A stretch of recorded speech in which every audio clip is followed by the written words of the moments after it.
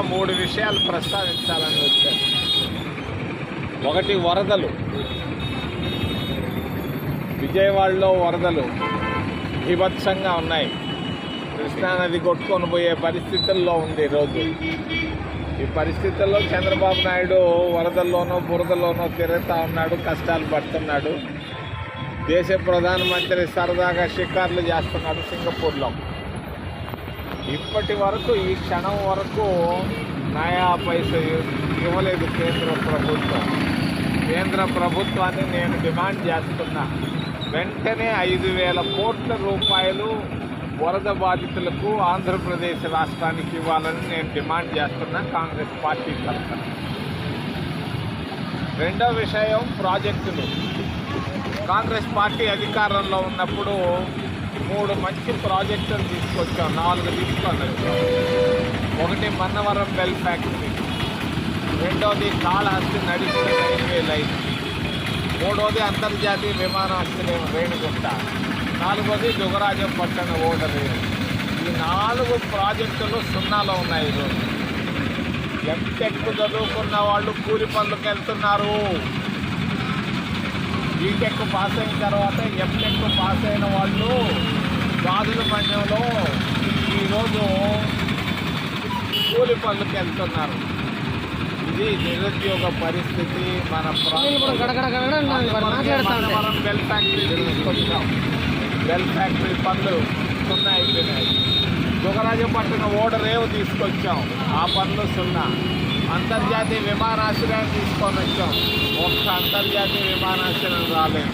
Kalahasti Nadipudi railway line కూడా పూర్తిగా ఒక్క మూర కూడా ప్రారంభించలేదు. దీనికి కారణం ఏంటంటే భారతీయ జనతా పార్టీ.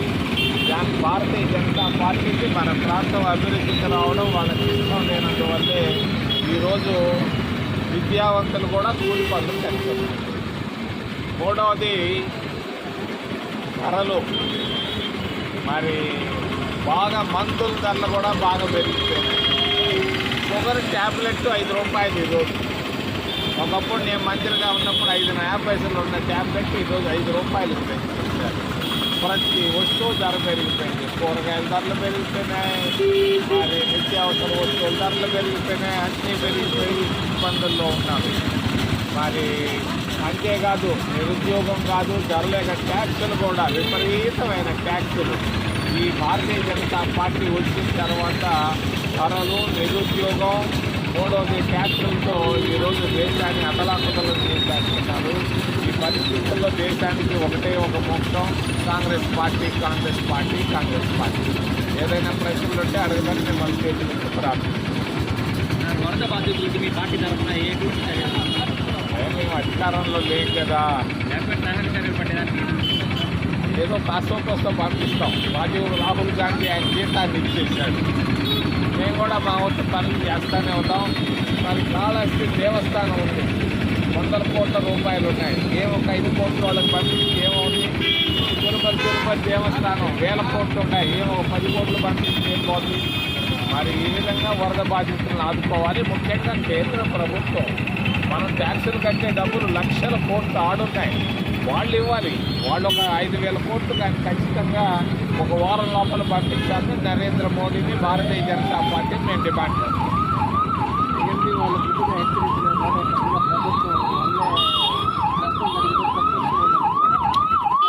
వాళ్ళు హెచ్చరికలు లేని ఇవన్నీ పిచ్చి మాటలు. వాళ్ళు ఏం చెప్తారు? వర్షం పడుతుందయ్యా అని అంటారు, వడగళ్ళు పడతాయని అంటారు.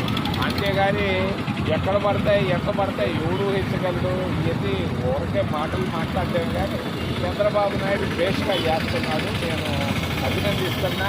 ఆయన కూడా నేను విమర్శిస్తాను కొన్ని విషయాల్లో, అది సమయం సందర్భంలో. ప్రస్తుతానికి వరదల్లో బురదల్లో జరుగుతున్నాడు.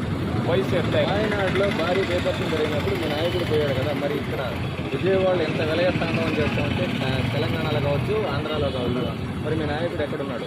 మా నాయకుడు ఎవరు? మా అందరికీ నాయకుడు. రాహుల్ గాంధీ మీకు నాయకుడు కదా? మీకు నాయకుడు ఆయన ఎవరు? కడప ఆయన, మాకు కాదు. నాయకుడు కాదా? మేము ఆయన కూతుర్ని పంపించినాం లేవా, తిరుగుతూ ఉంటాను బురదల్లో వరదల్లో. ఆమె కూడా ఏమంటుంది ఏదో అన్నది, పాదాలతో నడిస్తే పాదయాత్ర చాలా తెలంగాణలో మీ ప్రభుత్వం ఉందా? రాహుల్ గాంధీ రావాలి. చూడు మాకు ముఖ్యమైనది కాశ్మీర్ ఎన్నికలు, మహారాష్ట్ర ఎన్నికలు, హర్యానా ఎన్నికలు, దేశ భవిష్యత్తుని వరదల్లో ఆదుకునేదానికి చాలా మంది ఉన్నారు, ఆదుకుంటున్నారు. ప్రతి జిల్లా కలెక్టరు, తహసీల్దార్లు మొదలుకొని అందరూ కష్టపడి తిరుగుతున్నారు. ఇంకా కొత్తగా వచ్చి నరేంద్ర మోడీ రావాలి. ఆయన రాకుండా షికార్లు కొడుతున్నాడు అక్కడ సింగపూర్లో. ఆయన తీసుకురా ముందుకు నువ్వు పోయి. ఎన్నికలు ముఖ్యమే కానీ వరద విపత్తులో ఉన్న వాళ్ళు ప్రజలు మాకు ముఖ్యం కాదు అంటారా? సాక్షికి ముఖ్యం కాదు, మిగిలిన వాళ్ళందరికీ ముఖ్యం. మీరే కదా ఇప్పుడు చెప్పారు మాకు ఎన్నికలు ముఖ్యమని, వరదలు మాకు ముఖ్యం కాదు. జగన్మోహన్ రెడ్డి అవినీతి పదుడే, అతన్ని ముందు జైలుకి పంపించాలి.